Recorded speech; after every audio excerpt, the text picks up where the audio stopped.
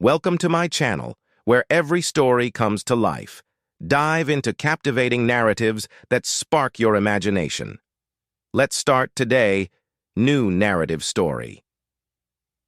Luca Rossetti, 48. A respected and hard-working Italian architect, born and raised in Tuscany. A man of great resilience, Luca devoted his life to his family, only to be abandoned during his darkest time. Elena Dubois Rossetti, 45.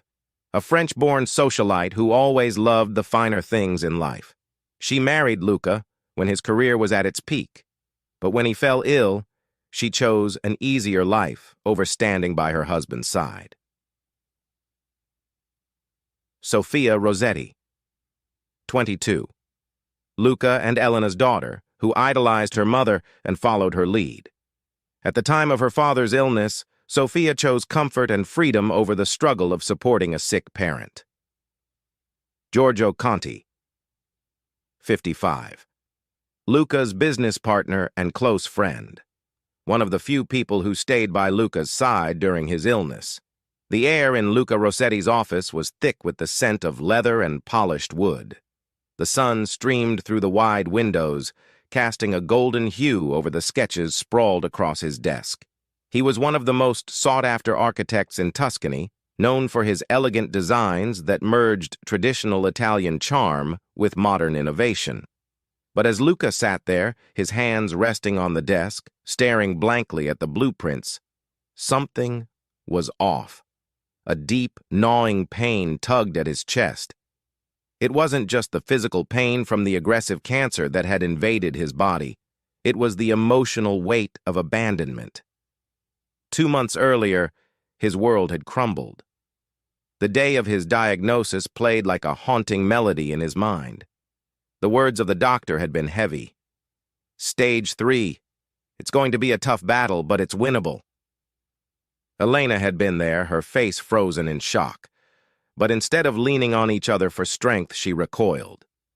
At first, Luca tried to ignore it, thinking that perhaps she just needed time to process. After all, this was the woman he had loved for 20 years, the mother of his daughter. They had built a life together, and they would face this challenge together. But Elena was not the type to fight. She was not the woman he once knew. Her love had grown shallow, rooted in luxury and convenience. One night, after another round of chemotherapy that left Luca weak and frail, she came into the room with a suitcase. "Luca, I can't do this anymore," she said, her voice shaking slightly, though not with regret, but with discomfort. "I need to live my life. I can't spend it taking care of you, watching you deteriorate." He had stared at her, wide-eyed and in disbelief. "What are you saying? You're my wife, Elena. We promised each other." She cut him off, shaking her head. "I can't, Luca.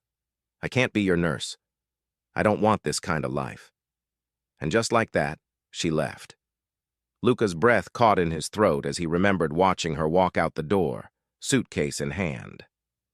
What hurt even more was that Sophia, their daughter, had followed soon after. A young woman barely out of university, she had sided with her mother. "I'm sorry, Dad, but I can't stay here either. I need to think about my future. This is just too much." Those were Sophia's parting words. Luca was left alone, with only the sterile beeps of the hospital machines for company and the looming shadow of death. For months, Luca battled cancer alone. The chemotherapy sessions were grueling, leaving him weak, nauseated, and disoriented. His once strong body withered away, and his spirit dimmed. But amid the endless trips to the hospital, there was one constant in his life: Giorgio Conti, his business partner and closest friend. Giorgio was there for him when Elena and Sophia had turned their backs. He was the one who took Luca to his treatments, sat by his bed when the pain was unbearable, and made sure Luca's architectural firm didn't crumble in his absence. He became the pillar Luca needed to survive. "You've got to fight, Luca. This is just another project, another challenge to overcome," Giorgio would say, trying to lift his friend's spirits when Luca felt the weight of hopelessness. Luca's body was breaking down, but inside, something was shifting. The man who had once lived for his family, who had dedicated every success to them, began to realize that he was more than just a husband and a father. He was a man with his own worth, his own dreams, and his own fight. Slowly but surely, his will to survive returned, not for Elena or Sofia, but for himself. Months passed, and against all odds, Luca's health began to improve. The cancer treatments were working, and the doctors marveled at his recovery. By the end of the year, Luca was declared cancer-free, though his body bore the marks of his battle. He had lost weight, his once thick hair had thinned, and his face was gaunt. But he was alive, and he had won. However, the victory was bittersweet. The ones he had abandoned him. Even in his recovery, Elena and Sofia remained distant, living their new lives in Paris, where Elena had returned to the glittering social circles she adored. It wasn't until Luca's uncle, a wealthy businessman living in Switzerland, passed away and left him a $10 million inheritance that they resurfaced. The villa in Tuscany had always been Elena's pride. Set amidst sprawling vineyards with olive trees lining the driveway, it was the epitome of luxury. Elena had loved to host parties there, showing off their wealth and influence. Now Luca stood alone on the balcony, the breeze gently rustling the vines below. The letter from the Swiss lawyer was still in his hand. The inheritance had come as a shock. His uncle had been distant, eccentric even, living in seclusion in the Swiss Alps. But he had always admired Luca's dedication to his work and his family. Perhaps even in his estrangement, he had sensed Luca's struggle and wanted to help him rebuild his life. News of the inheritance spread quickly through social circles. It wasn't long before Luca received the call he had been both expecting and dreading. Luca. Elena's voice had sounded sweet, too sweet. I heard about the inheritance. I think we should talk. About what? Luca's voice was cold, sharp like the edge of a blade. I've been thinking a lot about us, about Sofia. We made mistakes. We'd like to come see you, talk in person. Can we? Luca had paused for a long moment before answering. Come. I'll be waiting. He hung up the phone, staring at it in disbelief. After all this time, they thought they could just waltz back into his life. His lips curled into a bitter smile. It wasn't love or regret that brought them back. It was money. Elena and Sofia arrived on a warm summer evening. As their car pulled up the long driveway, Luca watched from the steps of the villa. He had changed since they last saw him. His once soft demeanor was now hard, his eyes sharper, more guarded. The cancer had transformed him in more ways than one. Elena stepped out first, dressed in designer clothes, her sunglasses perched on her head. She looked the same, beautiful, polished, but there was an air of discomfort around her now. Sofia followed, her blonde hair cascading down her back, her blue eyes filled with uncertainty. Luca? Elena began with a smile, though it faltered when she saw the coldness in his eyes. Sofia? Luca acknowledged his daughter with a nod. Come inside. They entered the villa, the tension thick between them. Elena glanced around the house, noting the subtle changes Luca had made. The artwork she had chosen was gone, replaced by minimalist designs and furniture. It no longer felt like her home.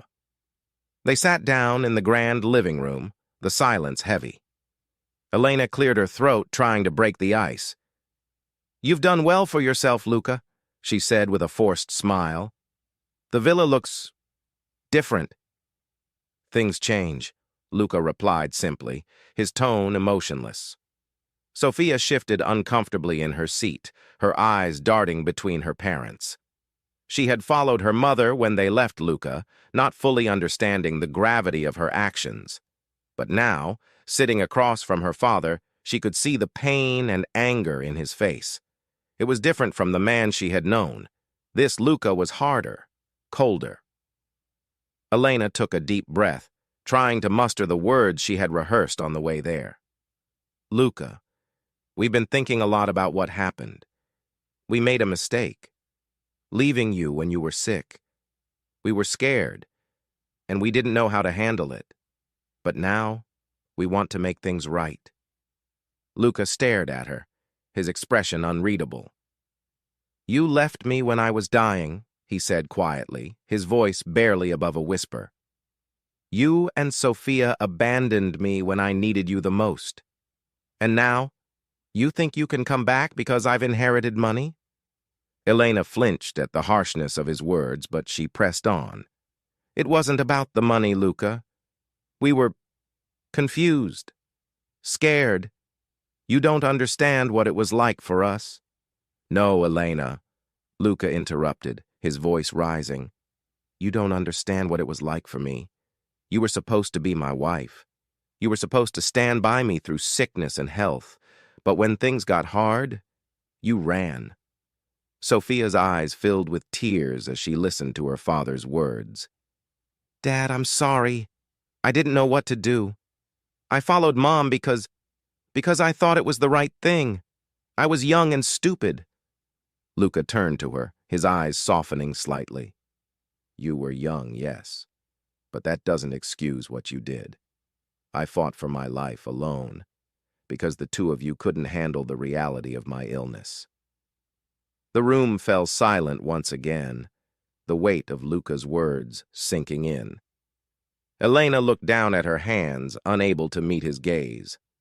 Luca stood up and walked to the window, staring out at the vineyards that stretched as far as the eye could see. The sun was setting, casting a warm glow of vey over the landscape. He turned back to Elena and Sophia, his face calm but resolute. You're not here because you love me, he said, his voice steady. You're here because you think my inheritance will solve your problems. But it won't. Money can't fix what you did. It can't undo the betrayal, the abandonment.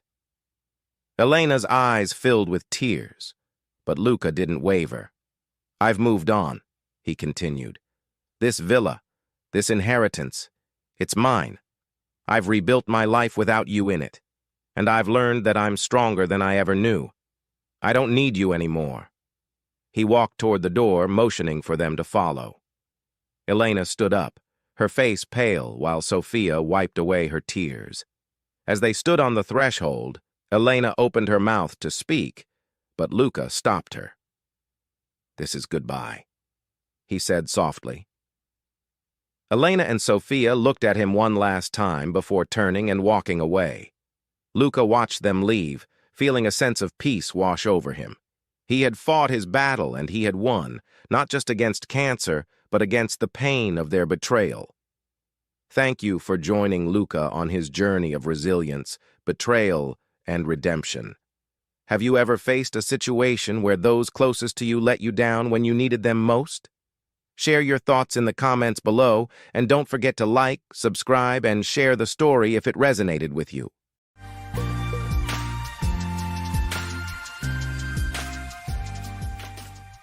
I despised the regular gatherings at the county club every few weeks. It felt like there were countless excuses for hosting some frivolous party where a bunch of wealthy individuals could indulge in their egos. While my wife Sandra eagerly anticipated these events, unfortunately, over the past year or so, her drinking had escalated, leading to moments where she embarrassed herself or me. Sandra and I had been married for 24 years and had 3 college-age children. We first met while I was pursuing my MBA, and we hit it off immediately. Our relationship began to cool off about a decade ago, and I assumed it was a natural progression. Although I wished for more affection and closeness, I hesitated to push the issue and resigned myself to the idea that our future together might lack romance. Despite this, I had a fulfilling career and earned a substantial income that comfortably supported our family, even with the financial strain of putting our kids through college. Sandra didn't work, preferring to focus on community service and social engagements. Her lifestyle was sustained by my income, which necessitated financial stability. Despite her dedication to upkeep, I noticed she maintained her appearance well, likely due to frequent trips to the spa and salon. Meanwhile, I considered myself average, sporting a slight paunch and graying hair, though I dressed sharply thanks to the demands of my job and my wife's penchant for shopping. I excelled at my job, but deep down I wasn't content. I yearned for something different, something fulfilling that didn't hinge on its paycheck. Additionally, I craved a change of scenery. Our house felt too large for just the two of us, and I loathed the expenses and time required to maintain it. Yet my wife adamantly dismissed any discussion of such radical ideas. She was enamored with her grand residence, the country club scene, and her affluent circle of friends. During one such social gathering, I meandered through the club, engaging in trivial conversations, feeling detached. As the night wore on, I lingered over my final drink while Sandra seemed to be ramping up her drinking. Her excessive indulgence was evident, particularly as she conversed with a group of local ladies. Approaching the scene, I overheard their discussion veering toward lovemaking topics, prompting me to retreat discreetly. Just as I was about to leave, Sandra's voice rang out louder than usual. Hell, if it wasn't for Todd Mitchell, I would never have had any good lovemaking in my lifetime, she exclaimed, oblivious to my presence. The sudden hush that fell over the group indicated they had noticed me nearby. Caught off guard, Sandra turned to see me, her judgment clouded by the drinks. Robert, I didn't realize you were here. You weren't meant to hear that, darling. I apologize. My mistake.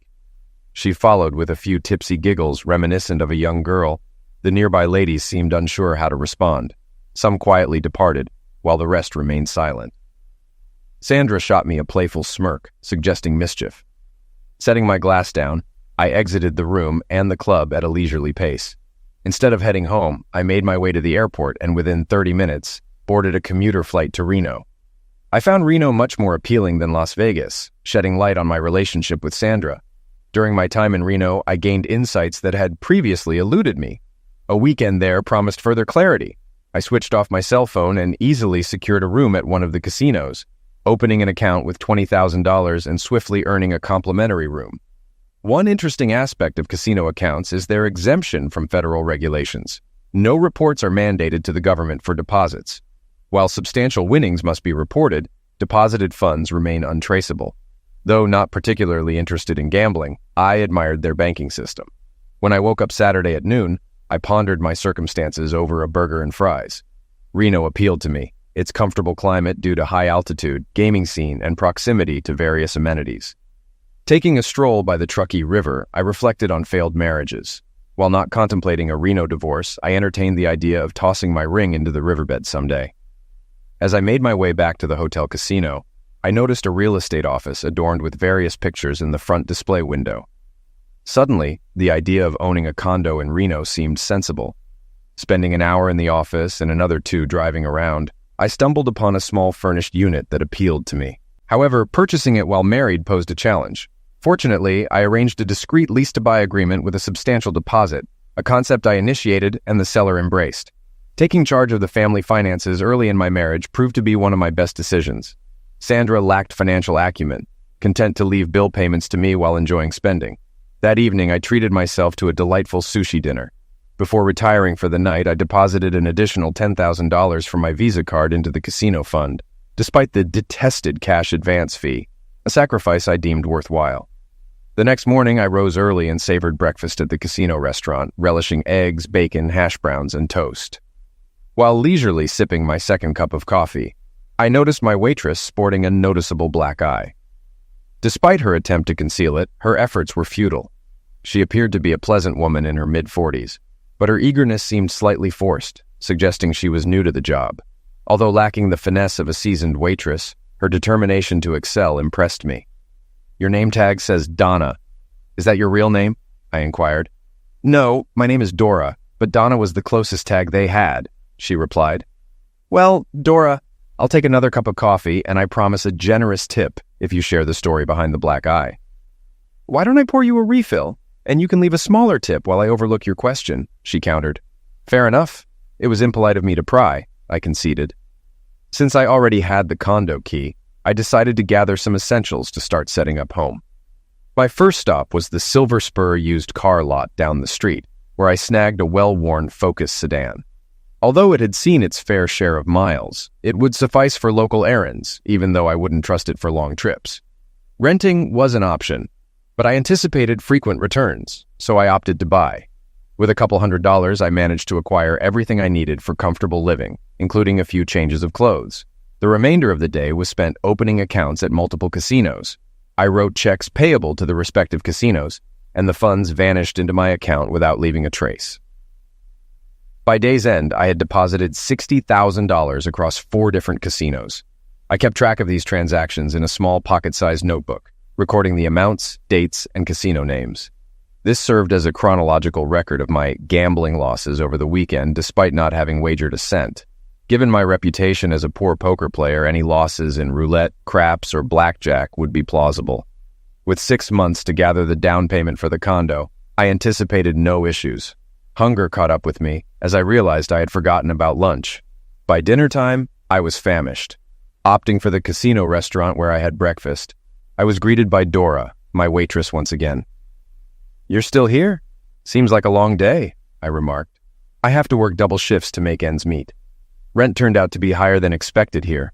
Care for a drink?" she replied. Preferring not to pry, I placed my order and maintained polite conversation. When she brought the check, she paused for a moment. "I apologize for my attitude this morning. I'm struggling to adjust to this place, and I'm feeling self-conscious about my eye. It's a parting gift from my husband when I mentioned divorce. Hopefully, it's the last. Thank you for the generous tip at breakfast. It really helps," she explained, her smile tinged with sadness. Her words lingered in my mind throughout the night. That evening, I realized there wasn't much more I could do immediately.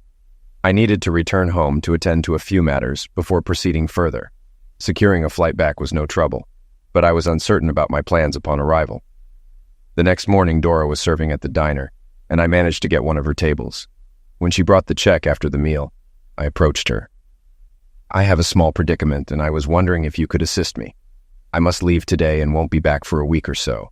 I need someone to house sit for me. It's a 2-bedroom condo, so there won't be any living conflicts. Would you be able to help me out? It'll be for at least a couple of months." "Are you serious?" she asked. "No strings attached. I hate leaving the place unattended. Most of the time it'll be just you, and when I'm there I'll stay out of your way. I promise," I reassured her, though in truth I didn't mind if someone cleaned the place out. I couldn't let Dora know that. "Okay. Is it within walking distance of the diner?" she inquired. "It's pretty close, but I'm leaving you my car. Also, ensure it always has gas for when I return. I'll call you in advance. There's a machine on the phone," I explained. Dora seemed hesitant, perhaps fearing it was a setup, but I didn't have time to convince her otherwise. "Here's the condo key and the car key. The car's parked there. It's a dark blue Ford Focus. Here's the condo address. If you're not comfortable with it, don't worry. I'll retrieve the keys when I return next Friday," I said, jotting down the address on a napkin and handing it to her. She accepted the napkin and keys, still uncertain. "Dora, don't stress about it. If you're not up for it, it's okay.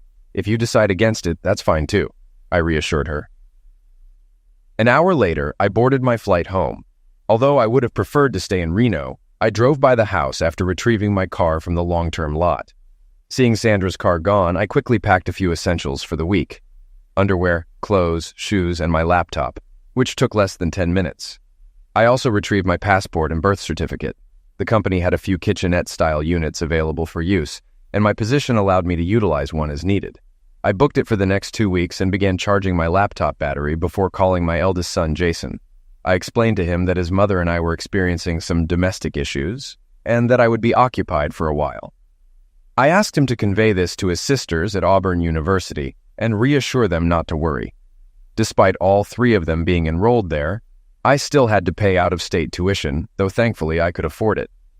After hanging up, I plugged my cell phone into charge and took a shower. The only sustenance I had on the plane was a bag of peanuts, so I eagerly anticipated a satisfying dinner. Monday proved to be a hectic day. Prior to anything else, I visited the bank and secured a substantial second mortgage on the house, surpassing its current value. By the end of the month, this situation would change. Directly from the bank, I reached out to Auburn University and arranged prepaid tuition for my children, wiring $240,000 to the school. This left me with a cashier's check of just over $200,000 to take to Reno. I cashed in 2 CDs, paying the penalties, and closed out my money market account. I opted to leave the credit cards untouched until the month's end, realizing I was already running late for work. My loyal secretary greeted me with black coffee and a knowing smile. "Good morning, Mr. Terrell. Are you going to fill me in on what happened at the county club on Friday, or should I just believe the rumors?" she quipped. "Emily, the rumors are all accurate. Anything else you need to know?" I replied. Without hesitation, she responded, "What do you need me to do to assist?" "Get me all the information you can find on Todd Mitchell. I believe he used to work here, but I'm not certain. Arrange for my scheduled work to be handled by the staff and ensure any appointments or meetings I've set up remain unchanged. Any questions so far?" Emily left the office with a broad smile and a thumbs up, ready to tackle the tasks ahead. Initially, I had anticipated it would take several weeks to sort out my affairs, but now I realize it could all be wrapped up within a week. I promptly called my lawyer and scheduled an immediate appointment. Before leaving, I instructed Emily that I would neither be accepting nor returning any phone calls from my wife, and security was instructed not to permit her entry into the building. Jerry Proctor, a college friend of mine, was never fond of Sandra, making him the ideal candidate to handle my divorce. "I was at the country club on Friday, Robert, so I think I understand why you're here," Jerry remarked. "You're correct. I'm not trying to be sarcastic, Bob, but it's time you were right again. I thought I could endure it as long as I wasn't publicly embarrassed, but that changed on Friday. I need access to all your accounts and a couple of powers of attorney. I'll have my assistant prepare everything and give you a call." "Is there anything specific I should be aware of?" I responded. "Well, Jerry, unfortunately, the events of Friday triggered something in me. I've developed a gambling dependence. I spent the weekend in Reno and lost a significant amount of money. I'm going back next weekend, and I fear it will be even worse," I confessed. "Gee, that's terrible, buddy. I assume you're keeping records of all these losses," Jerry replied with a grin. "I have been, and I will continue to do so. It might be wise for me to send you copies of everything," I agreed. "Absolutely. You know, Bob, I don't think we should discuss this further. Agreed?" Jerry suggested. "You're right. Do you need anything else?" I inquired. "I'm good, Bob. Get out of here and handle your business," Jerry advised, handing me a financial worksheet to fill out before my next visit to sign the forms. It was then that I realized I had skipped lunch. Emily had a helpful sheet prepared for me, providing information about Todd Mitchell. She suggested I speak with Wilma Grimm in the personnel department before proceeding. Wilma, a longtime employee, always exuded confidence with her business suits and tightly pulled back bun, making her slightly intimidating to anyone who encountered her. If Emily thought it was necessary for me to meet with her, it must be important. "Good afternoon, Mr. Terrell. Please have a seat," she greeted me, attempting to put me at ease, though it wasn't quite successful. It felt akin to being in a room with a strict nun teacher. Despite my status as a grown man in a significant position, I couldn't help but feel overwhelmed by this woman. She closed her office door before speaking. Emily briefed me on the situation. "I don't indulge in office gossip, but I deal strictly in facts. 3 years ago, Todd Mitchell confided in me. I swore to keep his disclosures confidential. Unfortunately, it seems I can no longer honor that pledge. If anything I say offends you, feel free to leave, and our discussion will end. If you disagree with what you hear, direct your frustration elsewhere. I'm merely presenting the facts." "Do you comprehend, Mr. Terrell?" she stated firmly. "Yes, I understand. I believe I can handle whatever you disclose without resorting to a temper tantrum," I replied, attempting a light-hearted remark, though it was met with a slight frown from her. "Approximately 3.5 years ago, your wife, Sandra, approached Todd Mitchell at a company event. There was heavy drinking that night, and before it concluded, Todd and Sandra engaged in carnal activity in one of the private offices. Todd was set to marry the following month. Sandra threatened to reveal their affair to his fiancée unless he continued their liaisons. He hoped that once he married, she would cease her demands, but she persisted, coercing him into continued carnal encounters for several months under the threat of exposure. In a state of desperation, Todd sought my assistance. Naturally, he had to divulge the entire ordeal. Ethically, I couldn't disclose this information to you or anyone else.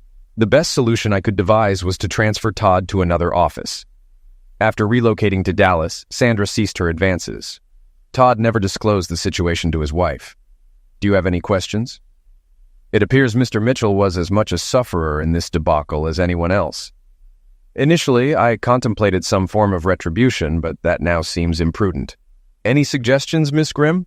Now that you're aware of your influence, I suggest letting the matter rest. Todd Mitchell is a valuable employee and an asset to the company. Don't jeopardize his career over something your wife initiated, she recommended. Thank you for your time. I agree with you. Being coerced into closeness with my wife is punishment in itself. As we rose, Wilma smiled, adding, By the way, it's not Miss. I've been married for 32 years. It was difficult to envision Wilma Grimm in a lovemaking setting with a man. However, perhaps when she lets her guard down, she transforms into a sort of lovemaking symbol. Suddenly, thoughts of a dominatrix crossed my mind, prompting me to shift focus. I had more pressing matters than Wilma's romantic life. Emily had rearranged my schedule, leaving me with a clean slate. Despite my wife's persistent calls, insisting I wasn't in Baltimore, I remained undeterred.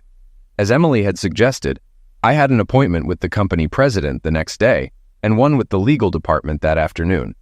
I invited Emily to join me for supper, but she declined, citing her husband's disapproval. She jokingly proposed I ask Wilma instead. The meeting in the legal department took longer than expected, resulting in me retaining a few individuals.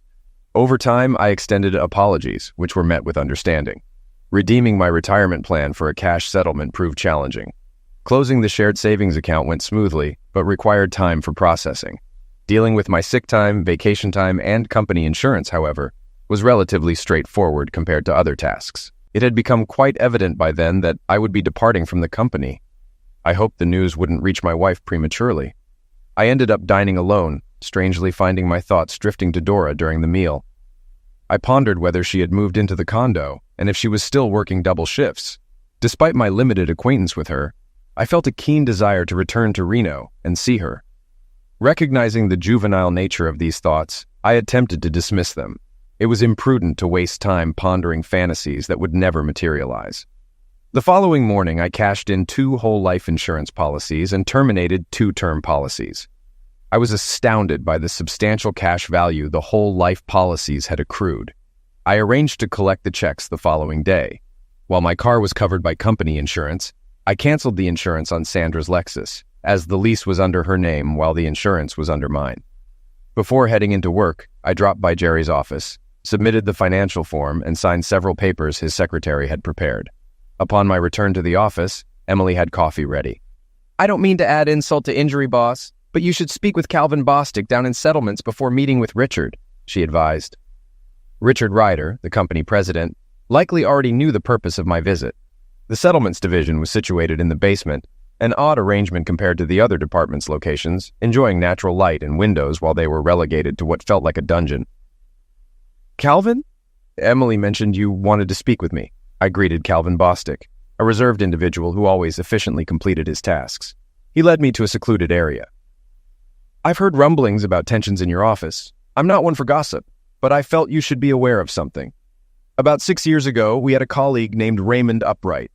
He was a decent guy, married with 2 children. He became entangled with your wife after an office event. She persistently contacted him at home and in the office. He regretted his actions and attempted to end the affair, but she wouldn't allow it, threatening to expose him to his wife if he tried to break it off. Foolishly, he called her bluff. 2 days later, Raymond's wife threw him out. He spiraled into drunkenness and lost his job. I'm uncertain of his current whereabouts. Nonetheless, Raymond's wife threatened to disclose your wife's affair to you. Allegedly, your wife paid her $10,000 to remain silent. I lack concrete evidence regarding this last detail. Thanks, Cal. I hope I didn't upset you, Mr. Terrell. But Emily suggested I inform you. You made the right call. I appreciate it, I acknowledged. I rode the elevator straight to the 9th floor, arriving a bit early for my appointment with Mr. Ryder. Nonetheless, he promptly ushered me in. The meeting was brief and to the point. The legal department, personnel department, and payroll would handle everything for me. Once the details were sorted out, I was instructed to personally contact Mr. Ryder from wherever I was. He handed me a card with his private cell number on the back. There were no assurances, no regrets, and no nonsense. While some matters were resolved, others remained open-ended. I simply nodded and departed without uttering a word. Emily greeted me with a wide smile upon my return to the office. As she handed me my usual cup of coffee, I returned the smile and instructed her to book me a flight to Reno for Thursday morning, with a 2-hour layover in Dallas. She gestured for me to look out the window. Sandra was in the parking lot, engaged in a heated argument with a security guard. She's been down there for over 20 minutes. They won't let her in, and she refuses to leave. What do you want to do, boss? It seems the guards have the situation handled. My only concern now is finding someone to have dinner with. I dislike dining alone, I remarked. I called Jerry to check on things. He informed me he couldn't take action until I resolved the financial mess. Currently, I was financially stable. With the incoming checks and cash in the bank, I was rather affluent. I assured Jerry I would head to Reno early and not return until I was penniless. Periodically, someone would pop their head into my office, informing me that my wife wanted me to call her. She had her friends call their husbands at work in an attempt to locate me. I lingered in the office for a few more hours, tidying up to ease the transition for my replacement. Sandra sat on the hood of my car, awaiting my exit. Emily flashed a smile as she handed over the keys to her Honda Civic. She mentioned it was a good excuse to have her husband pick her up and treat her to dinner. By the way, you're not planning anything reckless in Dallas, are you? Nope, just wrapping up loose ends. No revenge, I assure you. I drove to Allentown and grabbed dinner at the Outback. I was back in my apartment before midnight. The following morning flew by. I signed more paperwork for Jerry, closed all the bank accounts, and canceled all the credit cards. I even arranged to have the utilities shut off at the house. The next week, I collected checks from the bank, insurance company, and workplace. I was surprised to find out I was worth so much. I got a new cell phone and canceled the ones my wife and I had. I sold my country club membership to an old friend for $23,000. My replacement was already in position when I made my final stop at work. He appeared to be a nice guy, and he had arrived from Boston with just 24 hours' notice. He understood it was a smart move for him. Emily was more knowledgeable about office operations than I was, so training him wasn't necessary. There were a few items at the house I wished I had, but they weren't significant enough for me to return. Emily told me to keep her car, and her husband would pick it up at the airport. I bought a couple of cheap suitcases to pack my belongings from the apartment. Anything I forgot, I could purchase in Reno. Suddenly it dawned on me that I had completed everything I needed to do. All my assets were now in cash. There were no stocks, no accounts, and nothing else of value except the house, which I was gifting to my wife. AirBlue was accommodating. They had available seats and were happy to move up my flight. I called Jerry at home. Hey, buddy, just wanted to let you know I'm leaving tonight. I assume you have everything you need? I'm all set, Bob. I can serve the papers tomorrow. But I still need that financial info ASAP. You might as well give them to her. I'll start sending proof of financial irresponsibility soon. Be cautious, Bob. I don't want either of us in trouble. Sandra will probably get a fancy lawyer, maybe from Philly. He might bail if things go south. It's up to you, Jerry. Do your best for me, but keep the bill reasonable. I'll be strapped for cash soon. Don't forget that. One more thing. Look into a guy named Raymond Upright. He might need a hand. Depending on the situation, I might be the one to help. Got it, Bobby. Safe travels and keep in touch. I called the condo and left a message on the machine about my arrival later that night. I reassured her I'd call and not to be alarmed by someone at the door. At this point, I didn't know if she'd be there. I hoped so. It was strange. I hardly knew her, yet I hoped for some kind of relationship. For now, friendship would suffice. Her vulnerability made me cautious not to exploit it. I reached Dallas early enough for a leisurely breakfast. I was waiting in Todd Mitchell's office when he arrived, visibly displeased. Mr. Terrell, I'd say it's nice to see you, but that'd be a lie. We both know it. Relax, Todd. I hope you don't mind the informality. I'm not here to reprimand you. I wanted to let you know I understand your situation from before, and there are no hard feelings. You could have done that over the phone. I know, but I was passing through and felt it was worth my time to clear the air. I don't get it.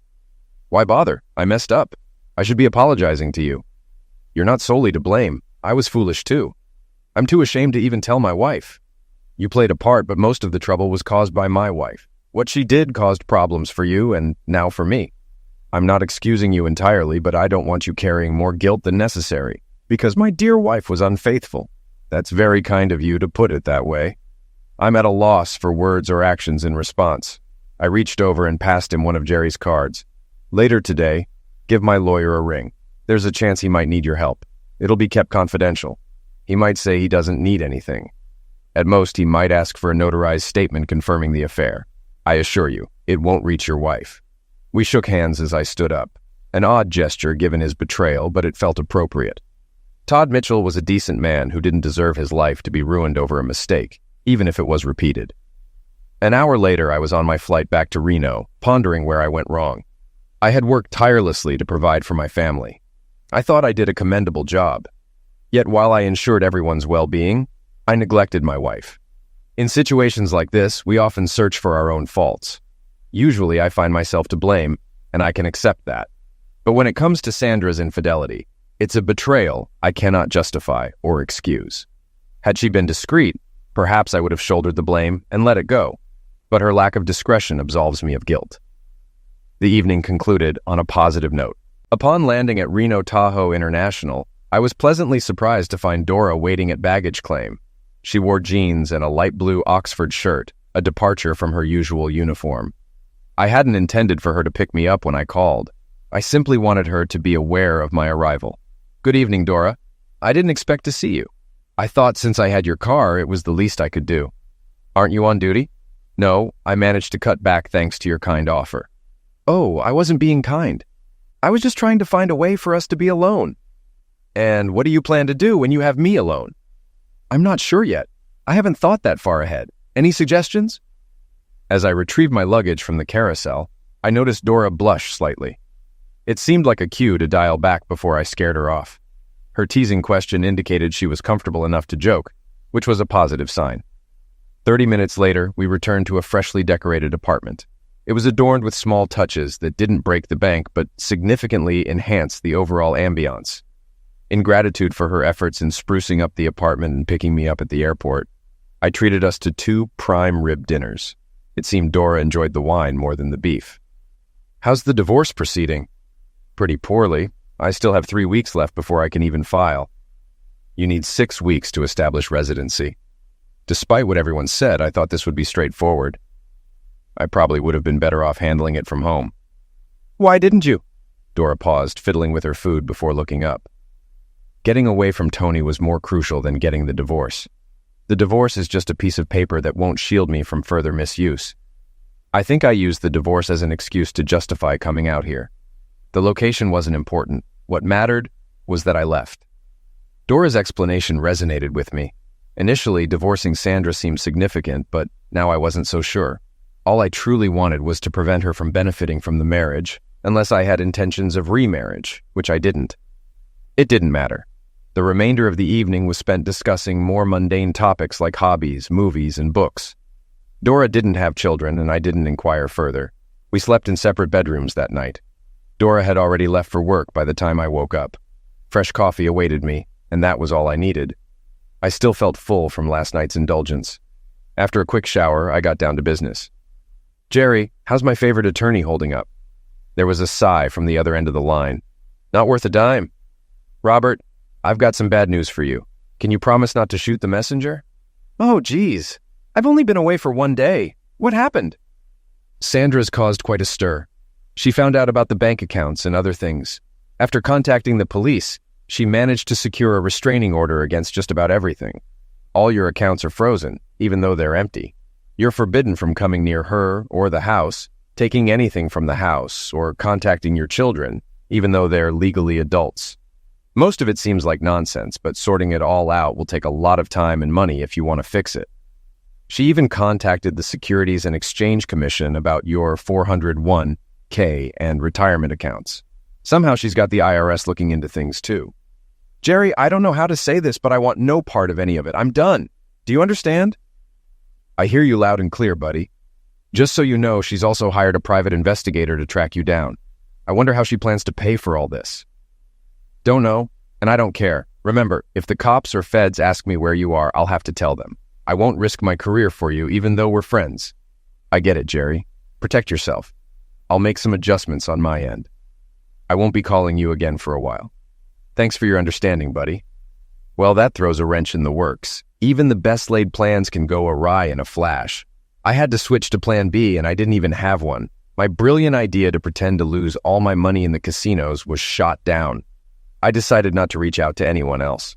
Fortunately, Dora left me the car, which was a relief. I don't know how she got to work. I was left with a small duffel bag full of money and checks. I had to visit 6 different casinos to cash all my checks and exchange them for chips or credit. I was hesitant to go to the banks in case there was a hold or trace on anything. The casinos were more than willing to assist. By the end of the morning, I had everything deposited at several places and a bag filled with cash and chips. After a quick lunch, I initiated the withdrawals. Within 2 hours, all the chips had been exchanged for cash, and all the cash had been withdrawn from the casino accounts. I now possessed a substantial amount of money, and there were no problems or suspicious occurrences thus far. It took me under an hour to drive to Carson City. There, I rented a large safety deposit box at a small, inconspicuous bank and stored everything except $5,000, which I kept for incidental expenses. With everything now secure, I looked forward to another leisurely dinner with Dora to celebrate. I had a hunch something was amiss. Upon entering the condo, Dora was scrambling to rectify things that shouldn't have been disturbed in the first place. She immediately looked up at me, partly covering her face. "I'm sorry, Robert. It's my fault. I don't know how he found me, and I didn't realize he was following me until I arrived at the apartment. I should have been more cautious. I'm truly sorry." Gently, I lowered her hand from her face. Dora sported a new black eye and a swollen lip, along with a large bluish bruise on her right cheek. "Was it Tony?" She nodded, confirming. "He had his 2 brothers with him. They're out searching for you now. Tony instructed me not to leave the condo." "Where are they searching?" "I gave them the names of 3 casinos. They're clueless about your appearance. They're not thinking clearly." It was obvious. We couldn't stay, and involving the police wasn't an option. We left everything behind, headed west, and spent the night at a small off-road motel in Grass Valley. Despite there being only 1 bed, I acted chivalrously. I brought takeout to the room and bought some makeup for Dora. She did her best to conceal the bruises, but it was still noticeable. She apologized profusely throughout the night. I felt relieved when she finally fell asleep. The next day, we drove to Sacramento to buy clothing and personal items. I had no idea when we could return to the condo. I had booked the Grass Valley Motel for 2 additional nights. Over the next few days, Dora and I got acquainted. There was no closeness or suggestive remarks. After just 3 days, I felt more at ease with her than I did with my wife of 24 years. While I wasn't conversing with Dora, I fretted over the unfolding events. I was hesitant to bring Dora back to the condo, fearing Tony might find her. Similarly, I was apprehensive about returning myself, concerned that someone might be searching for me. Yet carelessly, I left behind my laptop, passport, and other personal documents at the condo. Foolishly, I deemed them significant and felt compelled to retrieve them. Truly foolish. Despite only knowing Dora for a short time, I felt compelled to trust her. We were both in the same predicament regarding our spouses. "Have you ever been to Mexico?" "No, I haven't." "Are we considering going to Mexico, Robert?" "I'm uncertain, but in case things take a turn for the worse, I need you to do something for me. I don't want you getting into trouble, and I want to keep you safe from Tony." "Robert, you don't owe me anything. You've already done more than enough. I'll manage." "Well, I'm not certain about my own situation. I've stashed away a significant amount of money. It's clean money, but I'm hiding it from my wife. If anything happens to me, I need you to retrieve the cash for me." "Who's after you? You haven't mentioned anything about that. Did you do something illegal?" "There are multiple federal agencies and a private detective looking for me. If necessary, the local police will likely get involved. All I'm trying to do is safeguard some money for my wife." "What should I do with this money?" "I've been pondering that. Head to Guadalajara and wait for me there. Use whatever funds you need until I arrive." "How will you locate me?" "Visit the Libertad market for coffee every morning. I'll find you. It's sizable, but I'll find you." "When should I do this?" "When you realize I'm in trouble." "Why not do it now?" "Be patient. I'll bring you along. I'd prefer us to go together rather than separately. It feels safer that way." "Why can't we both leave now?" The conversation began to loop, so I disregarded her. I didn't intend to be rude, just eager to proceed. 2 hours later, we crossed the pass and arrived in Carson City. Dora's name was added to the access for the safety deposit box, and she received her own key. Upon returning to the condo, I parked half a block away. The complex had a lower-level parking area beneath the units, open but covered. I instructed Dora to wait in the car until I confirmed there wouldn't be any issues. "What kind of problem?" I had no clue. Given recent events, anything was possible, and it unfolded as I wandered through the parking lot. "Robert Terrell, turn around." He was a slight man, somewhat wiry. The lengthy leather coat he sported seemed more odd than menacing. He lacked the demeanor to pull it off. However, the sizable black weapon in his grip compensated. "Do we know each other?" A broad grin stretched across his face as if he took pride in revealing his identity. "I'm Laszlo. Your wife sent me." "All right. What do you need from me?" "I require your wedding ring and your wallet." "The wedding ring I understand, but why the wallet?" "I need to make it seem like a robbery." "Make what appear as a robbery?" "Your wife hired me to eliminate you, Mr. Terrell. I hope she paid you up front because she's broke." "What do you mean?" That marked the end of our dialogue. From afar, 3 burly Italians clad in lengthy leather coats emerged. "Bobby Terrell, we need to have a word with you." Tony was particularly vocal. Their abrupt arrival caught Laszlo off guard. As they noticed the firearm in his hand, all 3 reached for their own concealed weapons as I hurled myself over the concrete barrier toward the exterior of the parking lot. Laszlo temporarily lost interest in me. As I dashed along the building's side toward the car, gunfire reverberated off the garage walls. Glancing up, I spotted Dora racing down the street and 2 suited men exiting a black SUV across the way. It was evident they were federal agents, presumably awaiting my arrival. The shootout provided a distraction, allowing me to flee the area. Dora and the car were nowhere to be seen. There was no chance I was returning to that condo. I didn't care who shot whom in the parking garage. I just wanted out.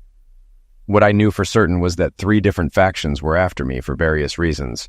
It was clear to me that I needed to lay low for a while. While I had over $4,000 on hand, catching a bus to Carson City to retrieve my money wasn't a viable option. I was too much of a target at the moment. Yeah, hot is the right word for it. I was just trying to escape from a wife who betrayed me. What had gone wrong? Why was my wife attempting to have me eliminated? Perhaps she hadn't realized there was no longer any insurance payout. I had overestimated her intelligence. That was my blunder. So I took a bus to San Francisco.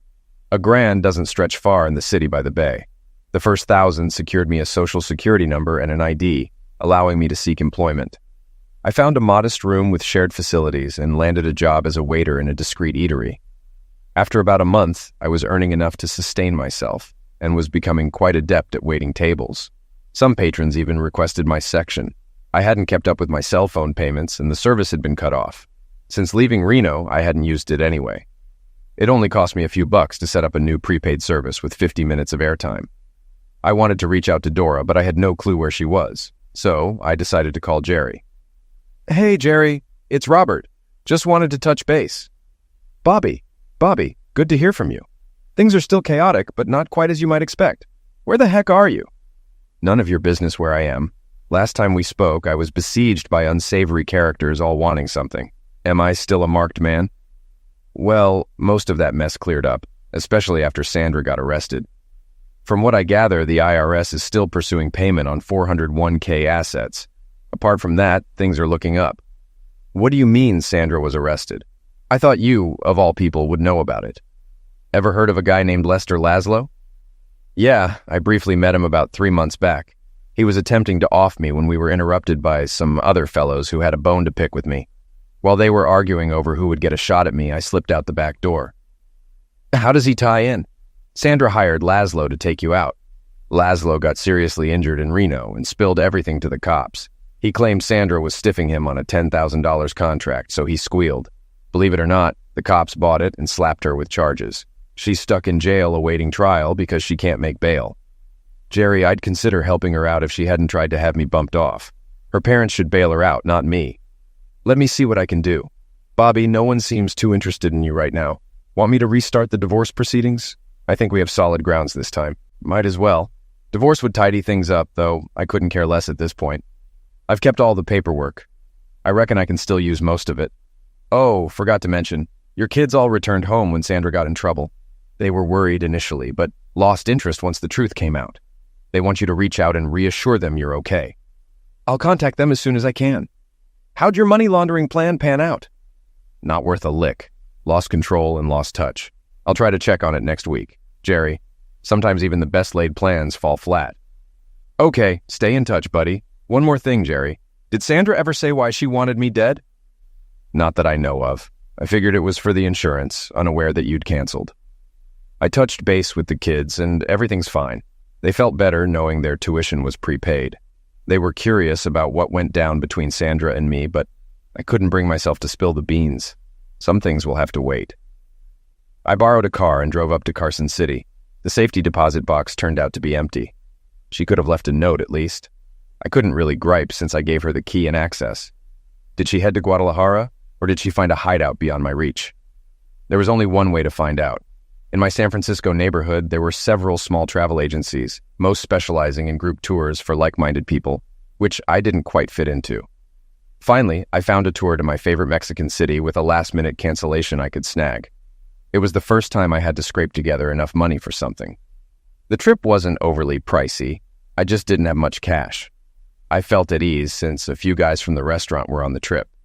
Most signed up for side trips, but I had other plans. The first 2 days were a letdown. The Libertad market was larger than I anticipated. In hindsight, it wasn't the best choice. I hated to entertain the idea that maybe Dora had taken my money and jetted off somewhere more exotic. Perhaps Bangkok or Tahiti. There was enough money in that safety deposit box to live almost anywhere. I was torn between waiting for her to pass by or searching for her. Ended up doing both. By the third day, it was getting dull. "About time, Robert. Where have you been?" I turned and saw Dora, hands on hips, wearing a wide-brimmed straw hat with a red band. I didn't say anything. I walked over and kissed her for the first time. Don't know why I hadn't done it earlier. Glad I did now. That's a pretty lame excuse. Try it again. The second kiss came with a big hug as I lifted her off the ground. "Dora, I missed you so much. You'll have to tell me where you've been for the last month later. Let's go home and have some lunch." We strolled through the market hand in hand. Felt happy and content for the first time in a while. "Robert, don't be mad, but I used some of your money. Most of it's in the bank. But I needed a place to live. So I bought us a house. I hoped you wouldn't mind with all that money in the bank. It's a beautiful hacienda in a beautiful city, and I'm with a wonderful woman. Love it when a plan comes together." Sandra's parents managed to gather her bail money and cover her legal fees. Jerry easily obtained her signature on the divorce documents. She received a 5 to 8 year sentence for attempting to have me eliminated. The reason behind Todd Mitchell providing a deposition to Jerry remained a mystery, but Jerry never needed to use it. Jerry successfully located Ray Upright, who was sober but struggling. When asked how he could assist, Ray expressed a desire for a hot dog pushcart, which I was able to provide for $2,400. I resolved my issues with the IRs for $4,000. Laszlo is currently incarcerated in Nevada, along with Dora's husband and brothers. The duration of their stay is uncertain. With no legal troubles looming over me, I was free to return home to my old job, now with a promotion awaiting me. Once Dora's Mexican divorce is finalized, we intend to marry. The kids are scheduled to attend the wedding during spring break. While the house in Guadalajara is stunning, we're inclined not to make it our permanent residence. Dora prefers to keep it as a vacation home. Emily eagerly anticipates my return to work, particularly in the new role, which signifies a promotion for both of us. Dora is flexible about our future location as long as we're together. She's keen for me to introduce her to Sandra, which promises to be an interesting encounter. Though my plans didn't unfold as expected, I have no grounds to complain.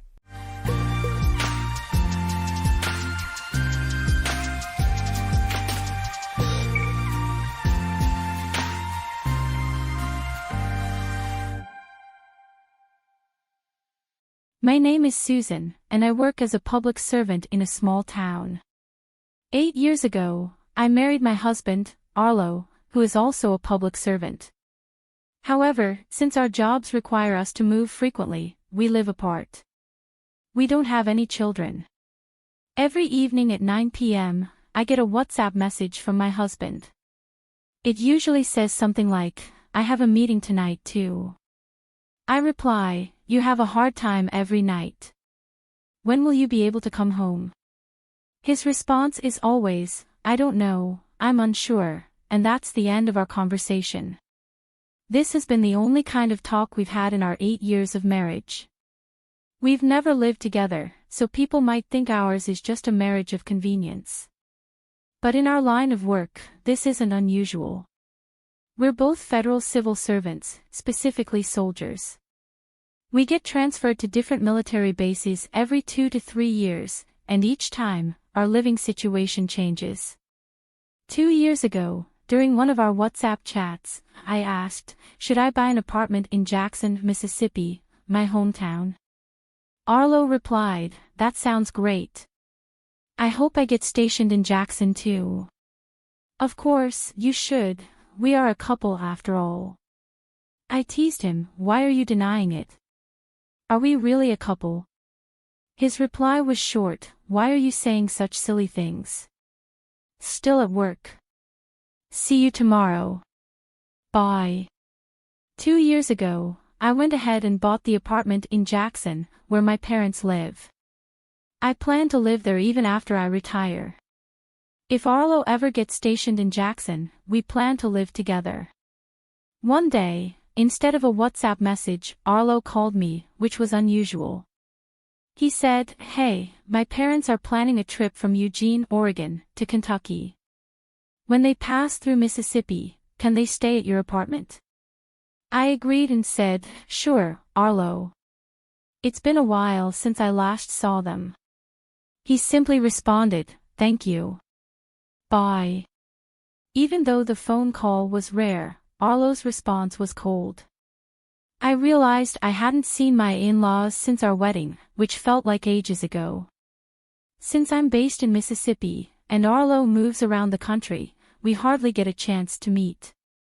Excited to finally see my in-laws, I offered to show them around my hometown, Jackson. When they arrived, we exchanged greetings. "Susan, long time no see. How have you been?" they asked. I replied, "I'm doing well, thank you." Arlo's parents apologized for not meeting up more often because Arlo lives alone most of the time. I reassured them, saying, "Don't worry, we're like air to each other." That's exactly what it felt like. Arlo and I were like air to each other, neither close nor distant. Since they were visiting Mississippi, I offered to take them to see the Windsor Ruins, a famous site in the area. As we toured the ruins, they commented on how impressive they were, comparing them to the Shelton McMurphy Johnson House in Eugene. My father-in-law admired both places and mentioned that parts of the house in Eugene had been damaged in an earthquake 6 years ago, and the unrepaired sections had to be demolished. "That's a shame," I replied. Then, I suggested, "Next, let's visit the petrified forest." I spent the whole day showing my in-laws around the attractions of Mississippi. My mother-in-law really liked the city and even started talking about living there. She said, "I've fallen in love with Mississippi." "Thank you, Susan. Would it be okay if I stayed here for a while?" I said, "Of course. I'm usually not home during the day, so I'll give you a spare key." I handed her the key, thinking they'd stay for 4 or 5 days. But a week passed, and they showed no signs of leaving. Eventually, I made them an offer. "If you love it here so much, I could lease the apartment to you for $600 a month. I can stay at my parents' house in the meantime." To my surprise, my father-in-law got really angry. "What on earth are you thinking, asking family to pay rent? You should let us stay for free." My mother-in-law quickly stepped in to calm him down, but the situation still made me feel uneasy. So, I suggested, "How about this, you just cover the cost of utilities, electricity, water, and gas." One day, during their second week at my place, I got a phone call while I was at work. It was the property manager, Mason. He told me, "We got a call from the downstairs neighbors. They said there's a water leak coming from your apartment, and it's staining their ceiling. Can you come over right away? We can't go inside without your permission." I couldn't leave work immediately, but I managed to return to the apartment during my lunch break. When I walked in with the property manager, my mother-in-law looked surprised. "Oh, Susan, what brings you here?" "What about work?" she asked. I explained, "The people downstairs said there might be a water leak from this apartment." She seemed clueless and replied, "A water leak? I don't know anything about that." Whether she truly didn't know or was pretending, I wasn't sure. So, I walked past her to check near the washing machine. The washing machine was spinning, but the hose had come loose, causing a mess. This is the problem, I thought. I went downstairs with the property manager, and we were allowed to check the ceiling. Sure enough, there was a large stain spreading from where the washing machine was located. I sighed in frustration. My mother-in-law came to see the damage, looking guilty, and quickly went back upstairs. I had to apologize to the neighbors downstairs, bringing them a box of cookies. I also got billed for the repair costs by the property management. When I told my mother-in-law about the repair costs, she lashed out, saying, "So, you're telling us to leave, huh? We're not going anywhere that easily. Should we just pack up and go?" The complaints didn't stop there. Soon after, the property manager called again with another issue. I braced myself. This time, the complaint was about my father-in-law singing loudly on the balcony at night, disturbing the neighbors. Frustrated, I went to the apartment, only to find my in-laws were gone. They left a note saying, "Thanks for your hospitality, we're heading back to Seattle." I couldn't believe it. They had left without paying for any of the utilities they used and had left behind a ton of garbage. "At least take out your trash," I muttered to myself. With them gone, I moved back into my apartment from my parents' house. One day, my husband called unexpectedly. He said, "My parents love your apartment, so I'm giving it to them as a gift. Understand, if you don't agree, we're getting a divorce." In the background, I could hear my mother-in-law laughing. After leaving my apartment, my in-laws had moved into their son's government housing. Instead of talking to me directly, they had manipulated my husband into demanding that I give up my apartment. Now, I was forced to make a choice, either give up the apartment I worked so hard for or get a divorce. I thought long and hard, feeling torn. Finally, I made up my mind. 2 days later, my husband called, but instead of texting me through WhatsApp, he said angrily, "You'll pay for this." That same day, when he gave me the ultimatum to choose between the apartment or a divorce, I sent him the divorce papers by express mail. He was furious, as he didn't expect me to act so decisively. Not even a week later, my boss called me into the office. To my shock, I received a transfer order to Dallas. It turned out that my ex-husband, who handled personnel, had pulled some strings to harass me because I refused to give up my apartment. I won't forget this, I thought. But what about my apartment? Should I give in and rent it to my ex's parents? I wasn't sure what to do, so I went to see the legal affairs officer at my workplace. The officer told me, "You have no connection to your ex-husband anymore, so you're not related to his parents either. I think you should rent it out as a landlord." That's exactly what I was thinking. I immediately called my in-laws, who had returned to Portland, and told them that I was ready to rent my apartment out. When I was transferred to Dallas, my in-laws surprisingly agreed to rent the apartment without any hassle. It turned out it wasn't harassment, they just really liked the place.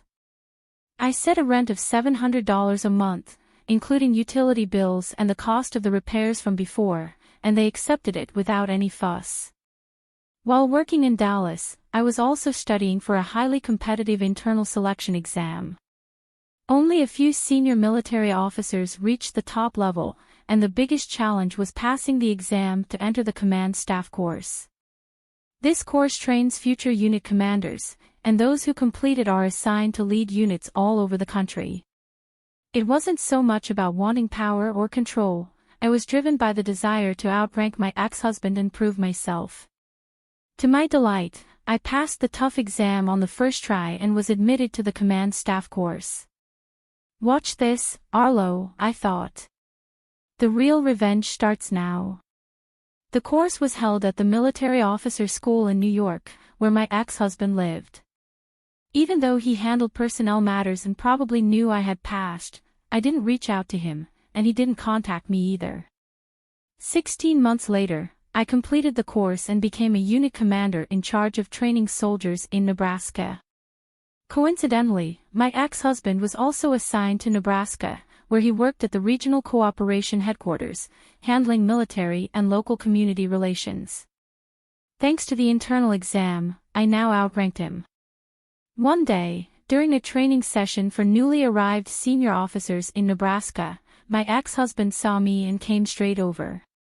The first thing he said was, "Why are you wearing a rank insignia that's higher than mine?" His outburst caught everyone by surprise, including the higher-ups around us. I calmly brushed it off, feeling satisfied inside. I thought to myself, I'm no longer stuck with someone like you. It was a beautiful, sunny Sunday, the day of the annual Base Open Day. This event gave regular citizens a rare chance to interact with military personnel.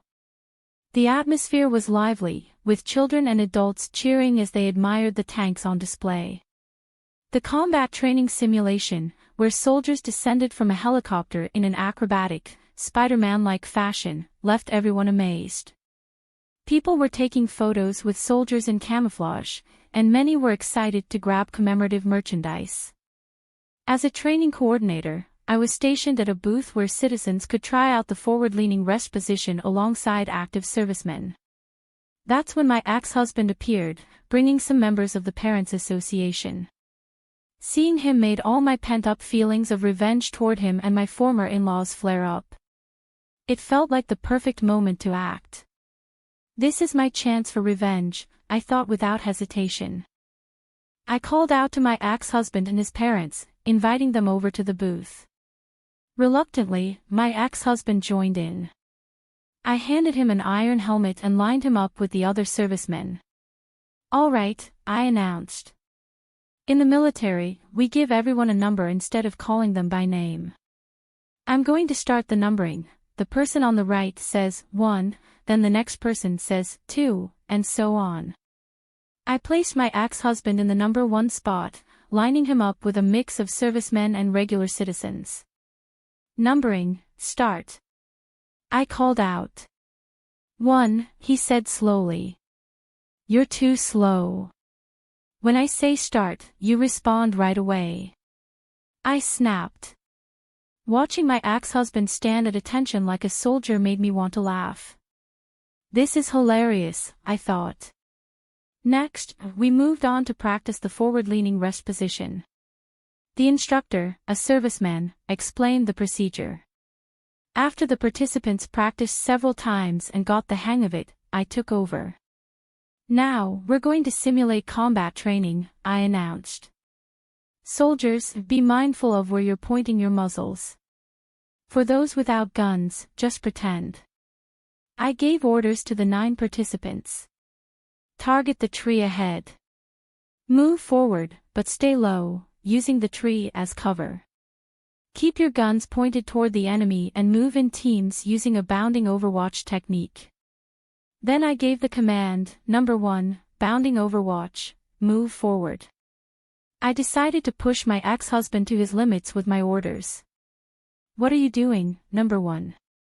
You're too slow. Move forward," I yelled. My ex-husband, reluctantly, followed my commands. "Number 1, you're standing too tall. You're going to get shot. Do you want to die, number 1? I kept pushing him as he crawled around on the ground with his rifle, looking completely defeated under the hot sun. He barely managed to say, "Number 1. Your voice is too quiet. Say it again," I ordered. Suddenly, laughter erupted from the crowd. The spectators, who didn't know we were ex-spouses, thought it was funny to see a female commander bossing around a male soldier. However, my ex-husband's parents watched with grim faces. In the military world, rank is everything. My ex-husband had always used his higher rank to try and dominate me, both at work and in our personal life. There's even a saying that there's a rank system among military wives. His parents, who had always looked down on me, loved the attention he got, even though it was more because of his rank than his character. Fueled by frustration, I took the selection exam and passed it on the first try, completely flipping the situation. It felt amazing to show my ex-husband and his parents who was really in charge, especially in front of them, as they had always thought their son was so important. The way I berated him had a huge impact on them. A few days later, my ex-in-laws called to say they were moving out of the apartment. This meant I could finally stop commuting from my parents' house and move back into my own place. Ironically, I still run into my ex-husband here and there, and seeing the grimace on his face each time has become a secret little pleasure of mine. Welcome to my channel, where every story comes to life. Dive into captivating narratives that spark your imagination. Let's start today, new narrative story. Meet Ethan Ramirez, a 38-year-old entrepreneur who lived in the vibrant city of Seattle. For the past decade, Ethan had been building his business and his life with his wife, Isabella, who was 34 and worked as a high-powered marketing executive. Together, they had 2 young children, a boy and a girl, and from the outside looking in, they had the perfect life. Their friends often commented on how lucky they were, how strong their marriage seemed, and how nothing could come between them. But Ethan started noticing subtle changes over the past 6 months. Isabella was more distant, often lost in thought, and more attached to her phone than usual. She'd tell him about work events, late-night meetings, and the occasional girls' night out, which he trusted at first. But the way she'd smile down at her phone, the texts she never shared, and the increase in her work obligations gnawed at Ethan's intuition. Still, Ethan didn't want to jump to conclusions. His friends told him that marriages go through phases, that the demands of work and kids can make things feel distant at times. But late at night, when Isabella was sleeping beside him, he'd lie awake, wondering if there was more to her behavior than just stress. The tipping point came when Isabella's boss, Luke, a 40-year-old tech CEO, invited them both to an exclusive networking event at his luxurious penthouse in downtown Seattle. Luke was the type of man who exuded confidence and power, a slick, well-dressed executive who always had a smirk that never sat well with Ethan. He was successful, charismatic, and seemed to have the perfect life, much like Ethan. But there was something about the way Luke looked at Isabella at these events, the way his hand lingered just a little too long on her shoulder when they greeted each other. Ethan brushed it off. After all, what kind of man would invite a couple to a party if he was having an affair with the wife? Yet a small, nagging voice in Ethan's head told him to stay vigilant. On the night of the party, Ethan and Isabella arrived at Luke's penthouse, which boasted sweeping views of the city skyline. The space was filled with well-dressed professionals, clinking glasses of champagne, and a band playing smooth jazz in the background. Isabella looked stunning in a sleek black dress, her makeup flawless, her smile radiant. Ethan couldn't help but feel proud to have her by his side, but that nagging feeling still lingered. As the night progressed, Isabella mingled effortlessly, catching up with co-workers, including Luke, who was his usual charming self. Ethan kept a close eye on them, but nothing seemed out of the ordinary. That was until about an hour into the party, when Isabella excused herself, saying she needed to catch up with a friend in a quieter part of the penthouse. Ethan nodded, not wanting to appear suspicious, but this time he couldn't shake the feeling that something was off. Instead of following her immediately, Ethan decided to give her a bit of space. He mingled with a few guests, trying to distract himself from the gnawing suspicion that was building inside him. But after 15 minutes, curiosity got the best of him. He excused himself from a conversation, quietly slipping away from the crowded living room. Wandering through the halls of Luke's sprawling penthouse, Ethan eventually made his way to a dimly lit back garden area secluded from the main party. There, in the soft glow of the garden lights, he froze as he overheard voices.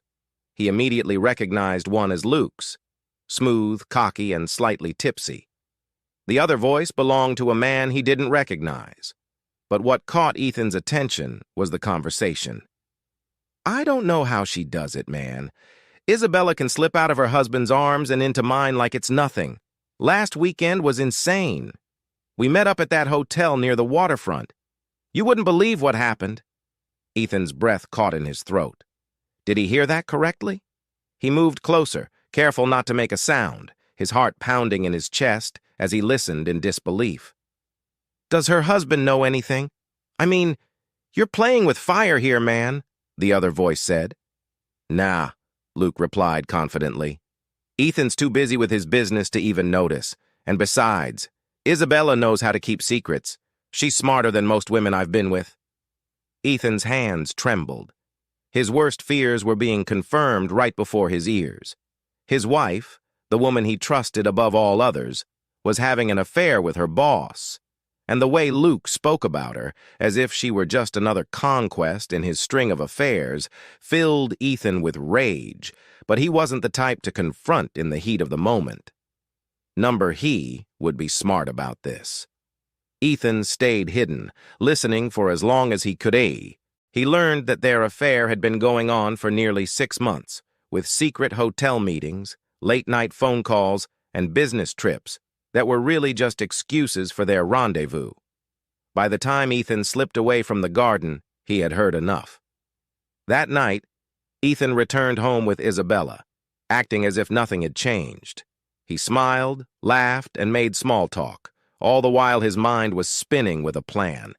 He wasn't going to confront her right away. He needed evidence, cold, hard proof. And so, over the next few days, Ethan became a different man. He became strategic, careful, and methodical in his approach. He installed tracking apps on Isabella's phone without her knowing, hacked into her email accounts, and even hired a private investigator. Over the next 2 weeks, he gathered everything he needed: text messages between her and Luke, photos of them at hotels, and even phone records that confirmed what he had overheard at the party. With each piece of evidence that came in, Ethan's heart broke a little more. But his resolve grew stronger. He wasn't going to just confront her.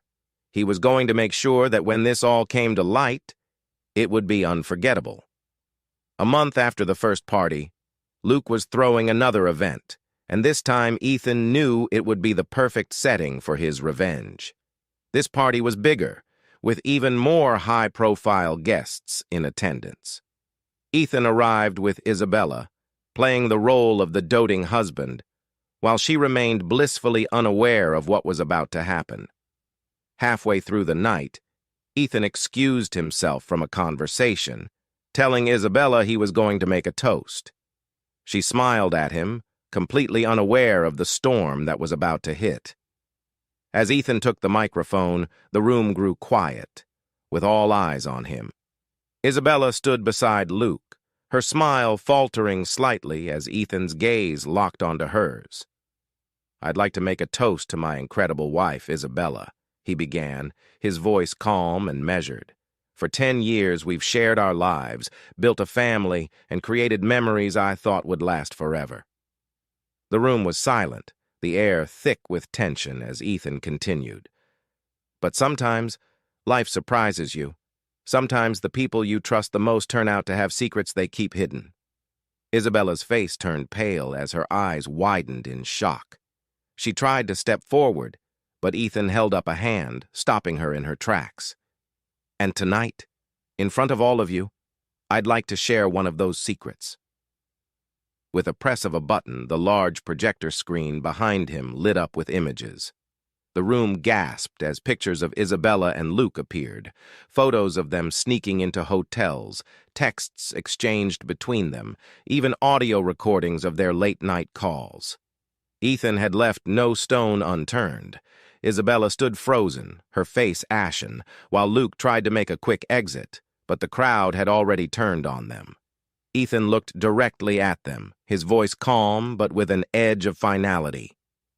"In the end, secrets never stay hidden for long, and now everyone knows the truth." The fallout was swift and brutal. Within days, Ethan had filed for divorce, secured full custody of the kids, and ensured that Luke's reputation was ruined. The affair became public knowledge, and Luke was forced to resign from his company amidst the scandal. As for Isabella, she lost everything: her marriage, her standing in the community, and the trust of everyone around her. Ethan, meanwhile, found a sense of peace. He had rebuilt his life from the ashes of betrayal, stronger than ever. In the end, the best revenge wasn't just exposing the truth, it was reclaiming his happiness. Wow, what a ride! Thanks for joining us on this intense journey of betrayal and ultimate revenge. If you enjoyed this story, make sure to give it a thumbs up, share it with your friends, and leave a comment below. We'd love to hear what you think. And of course, don't forget to subscribe and hit that bell icon so you never miss another incredible story from Reddit Stories Unveiled. What would you have done if you were in Ethan's shoes? Let us know in the comments, and we'll see you next time. Mr. Thomas, a retired school teacher in the small town of Millbrook, spent his days tending his garden and volunteering at the local soup kitchen. Despite his fulfilling routine, he felt a lingering emptiness. One stormy evening, he encountered Alex, a 12-year-old boy playing a broken guitar for spare change. Alex, having fled an abusive home, was hesitant but accepted Mr. Thomas's offer of shelter. Over time, they formed a deep bond, with Mr. Thomas enrolling Alex in school and supporting his musical talent. Through guidance and encouragement, Alex overcame his past and excelled, eventually being discovered by a talent scout. 5 years later, Alex dedicated his first concert to Mr. Thomas, sharing their inspiring story with the audience. Alex's success led him to create a foundation for homeless children, mirroring the kindness he received. In the end, Alex and Mr. Thomas reflected on their journey, content and proud. Hello, my friends. I hope all you are fine. This is Narrative Stories channel. Let's start this story. Mr. Thomas, a retired school teacher, spent his days in the serene, small town of Millbrook, where life moved at a gentle pace. Each morning, he would tend to his lush garden, where vibrant flowers and well-kept vegetables stood testament to his meticulous care. The rest of his day was dedicated to volunteering at the local soup kitchen, where his warm, welcoming presence provided comfort to those in need. Despite his fulfilling routine, Mr. Thomas couldn't help but feel a lingering sense of emptiness, a subtle void in his otherwise content life. On the other side of town, 12-year-old Alex navigated the harsh streets, his broken guitar his only companion. The guitar, though worn and battered, was his lifeline, a source of solace amidst the chaos of his existence. Alex had fled from an abusive home, seeking refuge in the anonymity of the streets. He spent his days playing music for spare change, his soulful melodies a stark contrast to the bleakness of his surroundings. Alex's eyes, although weary, held a spark of hope, a dream that someday his music might lead him to a better life. One stormy evening, as the rain poured relentlessly, Mr. Thomas spotted a small figure huddled under a bridge. The boy, drenched and shivering, clutched his guitar tightly. Compassion stirred within Mr. Thomas. Without a second thought, he approached Alex, offering a warm meal and shelter for the night. Alex hesitated, his eyes filled with suspicion, but the genuine kindness in Mr. Thomas's voice eventually broke through his defenses. That night, for the first time in months, Alex slept in a warm bed, a sense of safety washing over him. In the weeks that followed, Alex's wariness slowly began to dissolve. Mr. Thomas's unwavering kindness and patience fostered an atmosphere of trust. They spent hours talking, sharing stories of their lives. Alex learned about Mr. Thomas's years as a teacher, while Mr. Thomas discovered Alex's extraordinary musical talent. Every evening, Alex would play his guitar, and Mr. Thomas would listen, offering gentle praise and encouragement. A bond formed between them, deeper than mere friendship. It was a connection born out of mutual respect and care. Recognizing Alex's potential, Mr. Thomas took steps to secure a brighter future for him. He enrolled Alex in school, ensuring he received a proper education. Understanding the importance of nurturing Alex's musical gift, Mr. Thomas bought him a new guitar and arranged for private music lessons. The structured environment and consistent support allowed Alex to thrive. With each passing day, his confidence grew and his skills improved. The boy who once played for spare change now had the opportunity to chase his dreams. The journey was not without its challenges. Alex grappled with self-doubt and the haunting memories of his past. There were moments when the weight of his experiences seemed too much to bear. However, Mr. Thomas stood by him, offering wisdom and unwavering support. He taught Alex the value of perseverance and the strength that comes from overcoming adversity. Through this guidance, Alex learned to channel his emotions into his music, transforming his pain into powerful, moving performances. The growth he experienced was profound, both as a musician and as a person. 5 years later, Alex had become a remarkable young man. He excelled in school, earning accolades for both his academic achievements and his musical talent. His performances at local events garnered attention, and his reputation as a gifted musician began to spread. Alex's hard work and dedication paid off when a talent scout discovered him during a local music festival. The opportunity was a turning point, a chance to step onto a larger stage and share his gift with the world. Recognizing Alex's potential, Mr. Thomas took steps to secure a brighter future for him. He enrolled Alex in school, ensuring he received a proper education. Understanding the importance of nurturing Alex's musical gift, Mr. Thomas bought him a new guitar and arranged for private music lessons. The structured environment and consistent support allowed Alex to thrive. With each passing day, his confidence grew and his skills improved. The boy who once played for spare change now had the opportunity to chase his dreams. The journey was not without its challenges. Alex grappled with self-doubt and the haunting memories of his past. There were moments when the weight of his experiences seemed too much to bear. However, Mr. Thomas stood by him, offering wisdom and unwavering support. He taught Alex the value of perseverance and the strength that comes from overcoming adversity. Through this guidance, Alex learned to channel his emotions into his music, transforming his pain into powerful, moving performances. The growth he experienced was profound, both as a musician and as a person. 5 years later, Alex had become a remarkable young man. He excelled in school, earning accolades for both his academic achievements and his musical talent. His performances at local events garnered attention, and his reputation as a gifted musician began to spread. Alex's hard work and dedication paid off when a talent scout discovered him during a local music festival. The opportunity was a turning point, a chance to step onto a larger stage and share his gift with the world. Alex was offered a record deal and the chance to perform at a prestigious concert hall. The preparation was intense, but Alex approached it with the same determination that had carried him through his hardships. He practiced tirelessly, fine-tuning every note and perfecting his performance. On the night of his debut concert, the anticipation was palpable. The concert hall buzzed with excitement, the audience eager to witness the young prodigy's first major performance. As Alex took the stage, he felt a surge of emotion.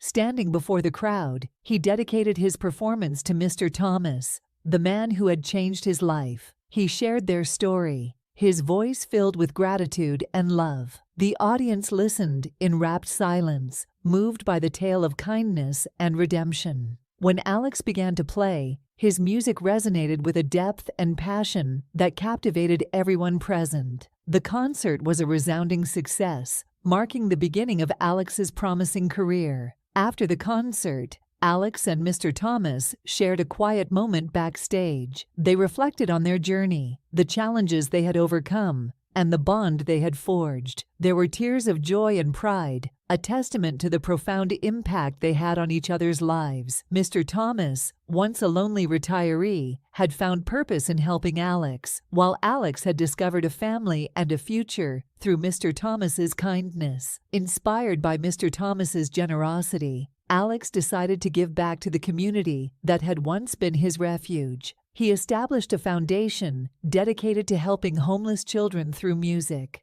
The foundation provided instruments, lessons, and support, offering hope to those who needed it most. Alex's efforts mirrored the compassion he had received, creating a legacy of kindness and opportunity. The story concludes with a serene scene in Mr. Thomas's garden. Alex and Mr. Thomas sit side by side, the golden light of the setting sun casting a warm glow around them. Alex strums his guitar, the notes carrying a sense of peace and fulfillment. They are content, proud of their journey, and the lives they have touched. The garden, once a symbol of Mr. Thomas's solitude, now blooms with the joy and love they have cultivated together. Thank you for being a part of Narrative Stories. Your support and engagement mean the world to us. We are committed to bringing you the best in storytelling. What kinds of stories would you like to see next? Share your thoughts in the comments below.